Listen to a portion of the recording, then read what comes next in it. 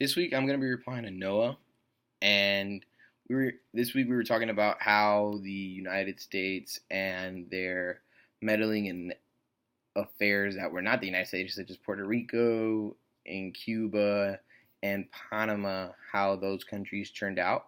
And Noah made some really good points about in Puerto Rico, where um, some things that the United States did there were good because it industrialized the country much faster.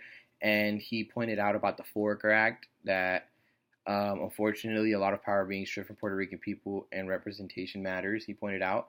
And he also pointed out that a lot of Puerto Rican people began to migrate to the United States, especially New York City, because that's where most of them were going.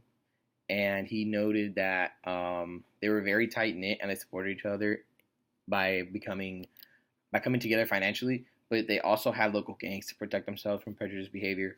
Another country that he pointed out was Cuba. He noted that there were a lot of investors looking to get rich quickly, and in Cuba there was cheap land and it was available, so they decided to invest there. But like he noted, um, he made a really good point about how when Castro came to rule, um, he noted that he spread the belief in the system of communism, and those fleeing from Castro's rule that didn't want to be part of communism fled to Florida. Sorry about that.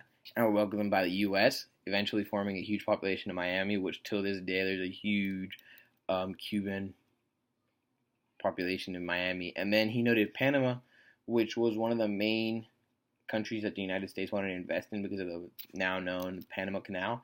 He noted that the pathway would allow for faster and conventional trade throughout the Americas and was supported by the Roosevelt administration, which is true. And he also noted that Colombia, the owners of the land at the time, were against the trade, but they were able to work something out with the United States because of the financial compensation that the United States were offering.